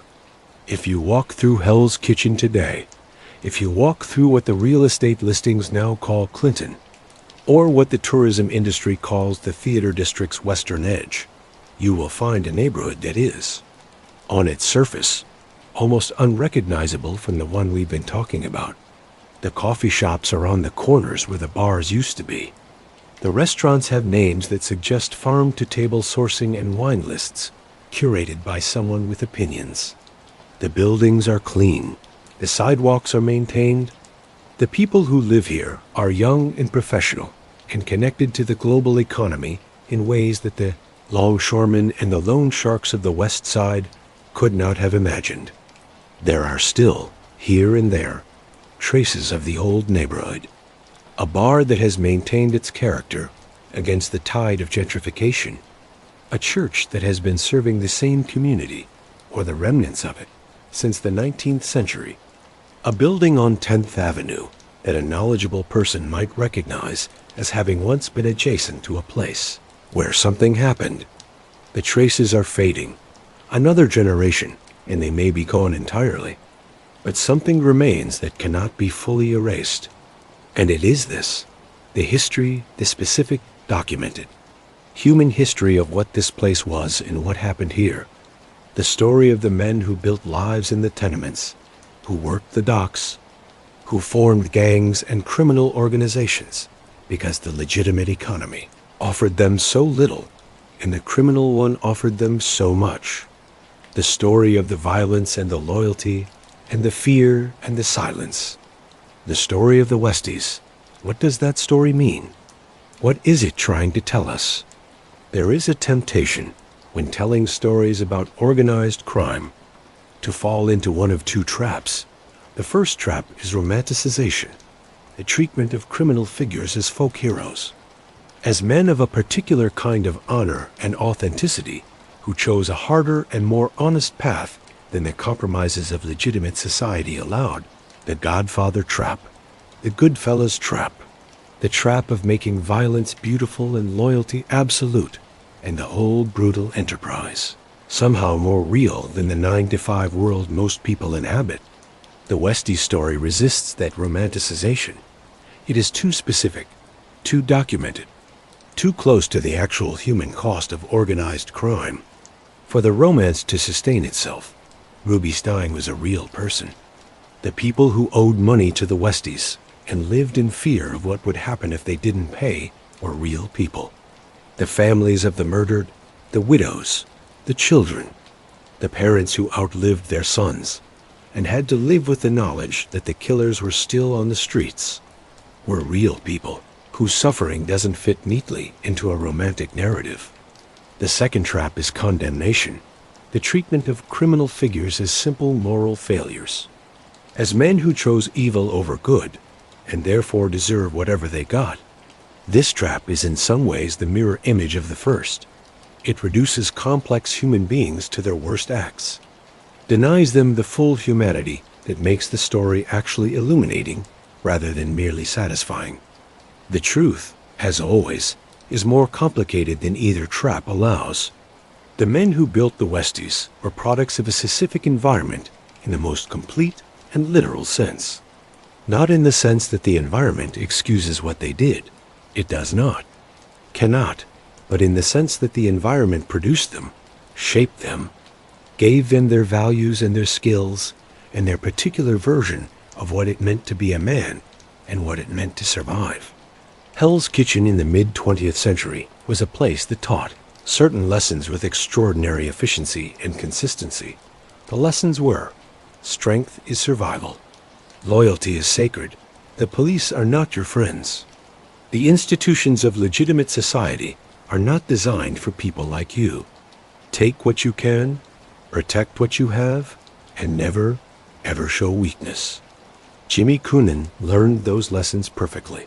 He was, in a terrible way, an ideal student of the environment that produced him, the violence, the ruthlessness, the calculating intelligence deployed in the service of criminal enterprise. All of it was the curriculum of Hell's Kitchen, and Coonan passed every test. The tragedy is not that he failed to learn the right lessons.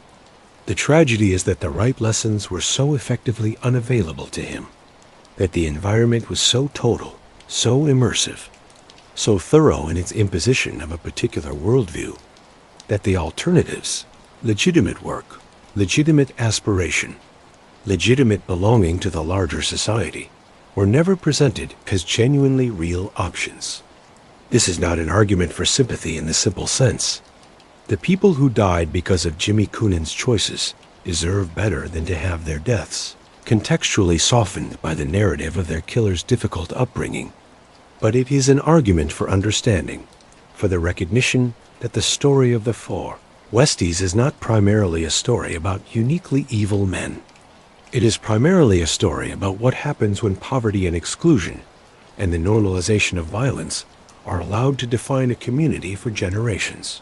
What kind of men it produces, what kind of choices those men are presented with, and what they choose. Mickey Featherstone's story is, in some ways, the most hopeful part of all of this, and it is hopeful in a very specific, very limited way, not hopeful in the sense of a triumphant redemption arc, because the things Featherstone did cannot be redeemed in any simple narrative sense. Not hopeful in the sense that cooperation with the government made everything right, because it didn't and couldn't, but hopeful in the narrow, specific sense that a man who had been formed entirely by a world that offered no alternatives eventually found, somewhere inside himself, an alternative. The silver star he'd earned in Vietnam, the recognition of a willingness to protect others at a personal risk, pointed towards something in Featherstone that the years in Hell's Kitchen had buried, but had not entirely extinguished.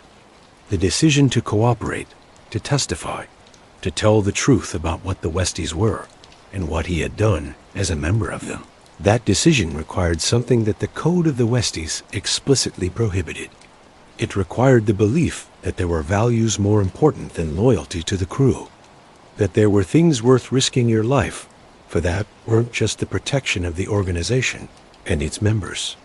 In the end, Mickey Featherstone chose something different, and that choice, whatever its complicated motivations and its complicated consequences, was the thing that made him different from Jimmy Coonan.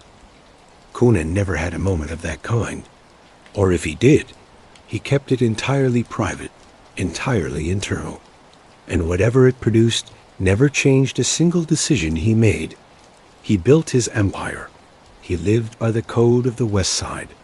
He trusted the code to protect him. And when the code failed, when Mickey Featherstone put on a wire and started talking, he had no alternative available. He went to prison. He died there. Let's talk for a moment about the forgotten ones, the victims.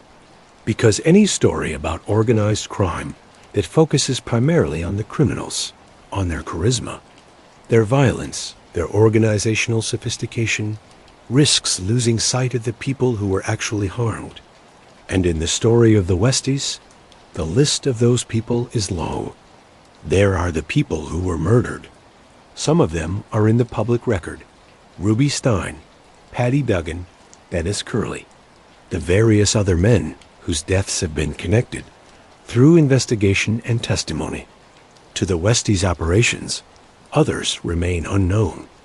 Their disappearances never fully solved. Their deaths never officially attributed. The uncertainty of the total body.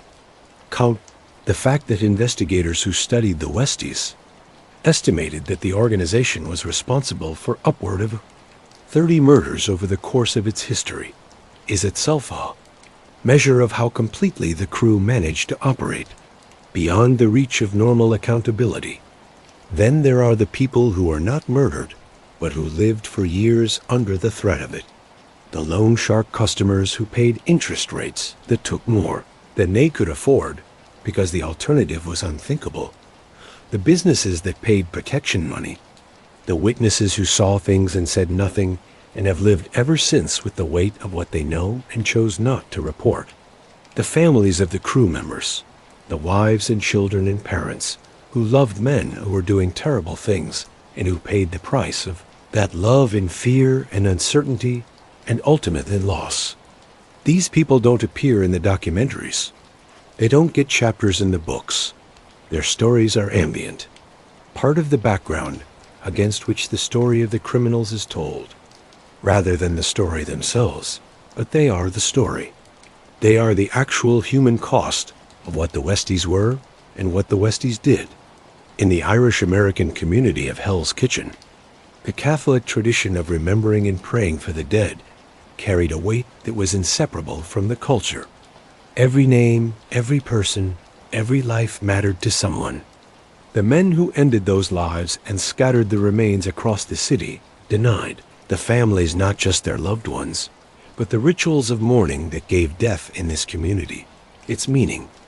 That denial, that specific deliberate cruelty, is perhaps the part of the Westies, story that least belongs to the mythology, and most belongs to the honest reckoning. The larger story that the Westies fit into is the story of Irish America, and of what it means to be at the bottom of a hierarchy and to fight your way up by the only means available. The Irish who came to New York in the 1840s and 1850s and 1860s were not criminals. They were people, most of them farmers, most of them deeply religious, most of them shaped by the specific culture of rural Ireland in ways that were ill-suited to the urban, industrial capitalism they found themselves inserted into in New York. The violence and the crime that emerged from their communities were not expressions of some inherent Irish character. The Victorian-era caricatures to that effect were as wrong as they were cruel. They were responses to specific material conditions, poverty, discrimination, lack of opportunity, lack of institutional support. Over time, those conditions improved. The Irish-American community, generation by generation, climbed the social and economic ladder. By the mid-20th century, the Irish were no longer at the bottom. They were in the police force, in the fire department, in politics, in business, in the professions. The great arc of Irish-American assimilation was, in its broad outlines, a success story, one of the more remarkable collective achievements of a migrant community in American history. But the communities left behind, the neighborhoods that were bypassed by that success story, the families that didn't make it out, the men who stayed in Hell's Kitchen because Hell's Kitchen was what they knew, those communities continued to be defined by the conditions that had first shaped the immigrant generation. The poverty, the exclusion, the culture of masculine violence as the primary means of achieving status. The Westies were the end point of that trajectory. They were what you got when a century of poverty and exclusion and the normalization of crime finally produced men sophisticated enough to build an organization, but not enough to build anything else. They were the last, most extreme expression of something that had been building for generations. In the specific soil of one of America's most singular neighborhoods. And when they fell, they took something with them, something that was not mourned as much as it should have been. Perhaps the specific character of a neighborhood that, for all its darkness, had also been a community, a place where people knew each other, where the Catholic parishes organized the social calendar, where generations of families were born and married and buried on the same blocks. That neighborhood is gone now. It has been replaced by something cleaner, more prosperous, more integrated into the broader economy and culture of the city. Whether that replacement is simply progress or also a loss is a question that the neighborhood's displaced residents would answer differently from its new arrivals. On the corner of 10th Avenue and 47th Street, on a winter evening in 2024, the wind off the Hudson is the same wind that has always blown through this neighborhood. Cold, salt flat, indifferent. The wind doesn't know what happened here. The wind has been coming off that river for 10,000 years and will come off it for 10,000 more. And it doesn't distinguish between the years, when blood was spilled in the alleys, and the years when there are wine bars on the corner. The buildings that remain from the old neighborhood are mostly landmarked now, preserved not for what happened in them or around them, but for their architectural character, their pre-war brick and their iron fire escapes, and the particular quality of light they create in the narrow streets. They are beautiful, actually, in the way that old things are beautiful when they have been maintained rather than destroyed. They are also, in their current, incarnations, apartments listed at prices that would have been incomprehensible to anyone who lived in them in the 1970s, as thoroughly disconnected from their history as a set piece on a Broadway stage. The theater district is 2 blocks east.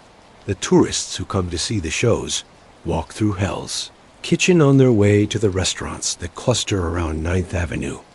And they are in a neighborhood whose history they mostly don't know and wouldn't necessarily want to know if they did. They are in a safe neighborhood now. The streets are safe. The city is safe, by historical comparison, in ways that anyone who lived here in the 1970s and 1980s would find nearly miraculous. Safety is not nothing. Safety is, in fact, a great deal. The women who could not walk home from their night jobs without fear, the children who could not play in certain streets without risk, the businesses that could not operate without paying tribute to men who had no legitimate claim on them. Their lives are better for the transformation that has occurred. The loss of community, the displacement, the erasure of a specific cultural identity, these are real losses. But they must be weighed against the end of the fear. And the fear was real, and it was pervasive, and it lasted for decades, and its ending was not a small thing. The ghosts, though, the ghosts are still there. In the way that ghosts always persist in places where extreme things have happened. Not supernatural ghosts. This is not that kind of story, but historical ghosts. The accumulated weight of what occurred in these blocks. In these buildings, in these bars, the names attached to specific addresses, the murders that happened in specific apartments, the violence that was conducted in the back rooms of specific establishments. History is the ghost that haunts places, and Hell's Kitchen has more history than most places could bear. What is the final lesson of the Westies? What does the story of Jimmy Coonan and Mickey Featherstone and Mickey Spillane and the men who lived and died in Hell's Kitchen have to teach us?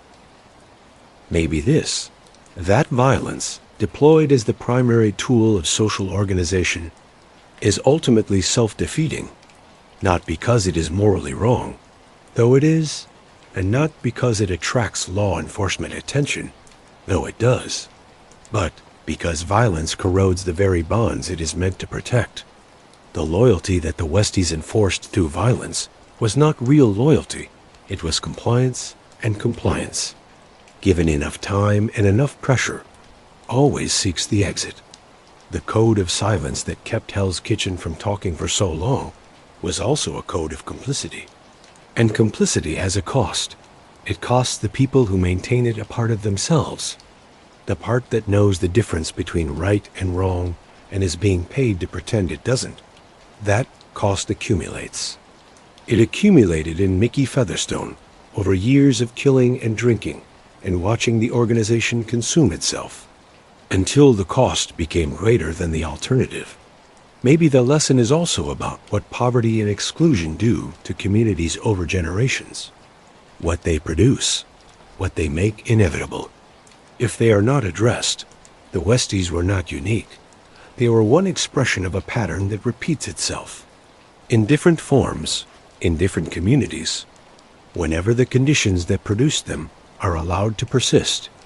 The violence changes its shape, the names change, the specific cultural context changes, but the underlying dynamic, poverty producing crime, crime producing violence, violence producing fear, fear producing silence, silence protecting crime, that dynamic remains constant. The Westies were Hell's Kitchen's version of it. They were not the last version. They will not be. And Mickey Featherstone? What happened to Mickey Featherstone, the man who had been forged in Hell's Kitchen, and had survived and had ultimately chosen something different? He survived, he made a life, a different life, in a different place, under a different name. Whether it was a good life, a peaceful life, a life that provided him with the things that the life he'd left behind had not, that is not something the public record can tell us.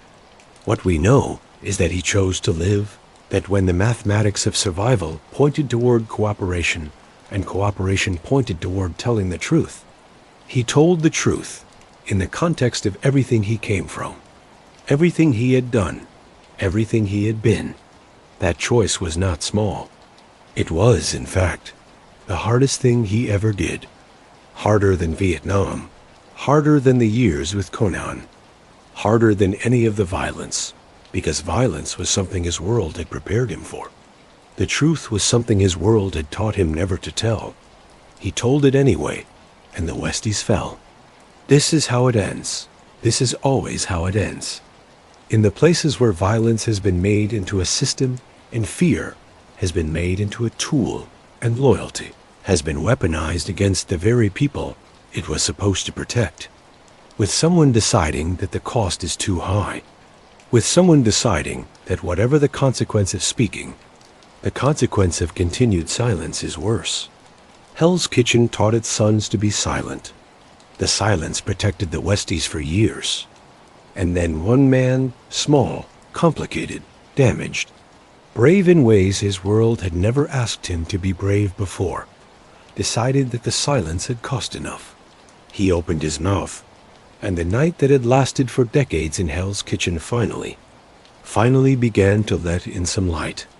There is a street in Manhattan, on the west side, where the wind still comes off the river, cold and flat and indifferent, where the old brick buildings still stand, their fire escapes still tracing their iron geometries against the sky, where, if you know where to look, and you know what you're looking at, the geography of the story we've been telling is still visible in the placement of the blocks, in the distances between the addresses, in the specific topography of a neighborhood that has changed its clothes without entirely changing its bones. Stand on that street late at night, when the tourists are gone and the restaurants are closed and the only sound is the wind and the occasional cab passing on 9th Avenue. Feel the cold, remember the names: Mickey Spillane, Jimmy Coonan, Eddie Comiskey, Mickey Featherstone, Sissy Featherstone, Billy Boken, Ruby Stein, and all the others, the ones whose names we know and the ones whose names are gone, dissolved as completely as their bodies were dissolved in the bathtubs and the rivers and the jail. Empty lots of a neighborhood that swallowed its secrets for a century and a half. Remember them, not with romance, not with condemnation, but with the full, complicated, human attention that every story deserves. This was Hell's Kitchen. This was the Westies. This was the most feared gang in New York City history. And almost nobody survived to tell it. If you made it to the end of this story, thank you. Truly, genuinely, thank you. That means you stayed through all of it. You walked through the freezing slush of Hell's Kitchen and stood on the decks of the coffin ships. You climbed the narrow stairs of the tenements and watched the shadows move along the docks. You stayed through the rise of Mickey Spillane and the cold precision of Jimmy Coonan. You bore witness to the years of silence and the years of blood.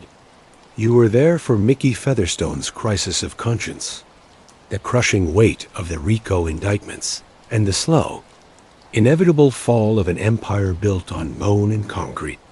You stayed for the gentrification, the lingering ghosts, and that final meditation on what all of it actually meant when the smoke finally cleared.